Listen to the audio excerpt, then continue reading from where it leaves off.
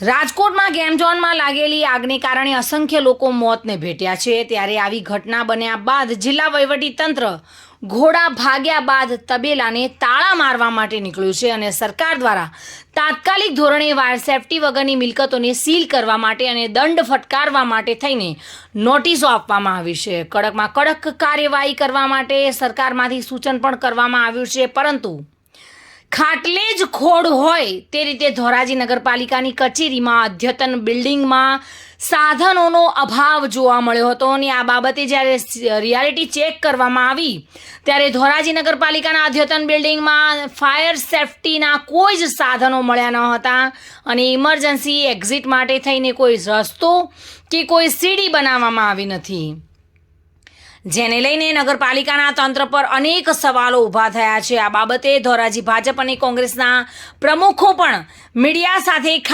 ખાસ વાતચીતમાં એકબીજા પર આક્ષેપો પ્રતિ આક્ષેપો કરી રહ્યા હતા।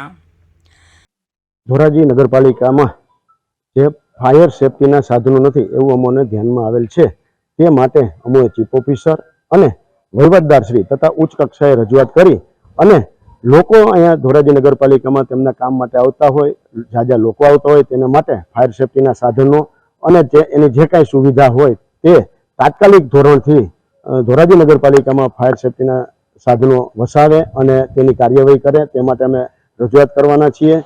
અને હાલ ધોરાજી નગરપાલિકા જે વહીવટદાર શાસન છે અને તે પહેલાં ધોરાજી નગરપાલિકામાં કોંગ્રેસનું શાસન હતું અને તે સમયે તેઓએ કોંગ્રેસના શાસન દ્વારા કોઈ પણ આવા ફાયર સેફટીના સાધનો વસાવવા જોઈએ તેવું કોઈ પણ દરકાર લીધી નથી। તેના કારણે હાલ રાજકોટમાં જે મોટી દુર્ઘટના થઈ તેના અનુસંધાને ધોરાજીમાં પણ આવી દુર્ઘટના ન બને તે માટે ધોરાજી નગરપાલિકામાં વહેલામાં વહેલી તકે ફાયર સેફટીના સાધનો આવે તે માટે અમે સ્થાનિક અને ઉચ્ચ કક્ષાએ રજૂઆત કરીએ છીએ। ધોરાજી નગરપાલિકાની અંદર કરોડો રૂપિયાના ખર્ચે ભારતીય જનતા પાર્ટીની બોડી હતી ત્યારે એક નવનિર્મિત બિલ્ડિંગ બનાવવામાં આવ્યું। આ બિલ્ડિંગની અંદર એક્ઝિટની એક જ માત્ર જગ્યા અને એ પણ સાંકડી સીડી બનાવવામાં આવી છે અને જે તે વખતે ફાયર સેફટીના જે સાધનો મૂકવા જોઈએ સાધનો મૂકવામાં આવ્યા નથી।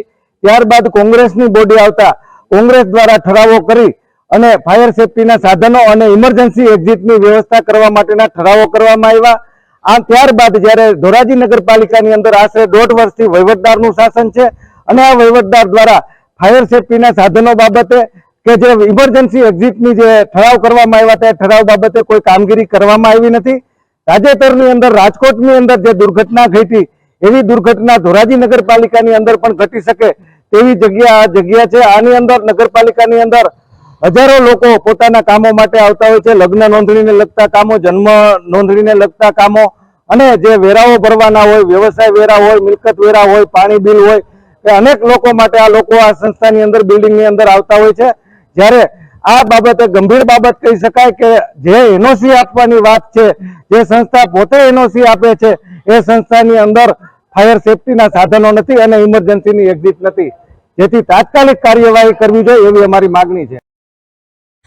ધોરાજી નગરપાલિકા કચેરીના કમ્પાઉન્ડમાં પુષ્કળ પ્રમાણમાં રિજેક્ટ થયેલા ટાયરો અને વેસ્ટ પણ જોવા મળ્યો છે અને ખાસ કરીને નગરપાલિકાનું જે મુખ્ય ફાયર ફાઇટર છે તે પણ રિયાલિટી ચેકમાં બીમાર હાલતમાં જોવા મળ્યું હતું। આમ ગતિશીલ ગુજરાતના સરકારના નારાઓ વચ્ચે ધોરાજી નગરપાલિકાની સ્થિતિ કંઈક અલગ જ જોવા મળી હતી।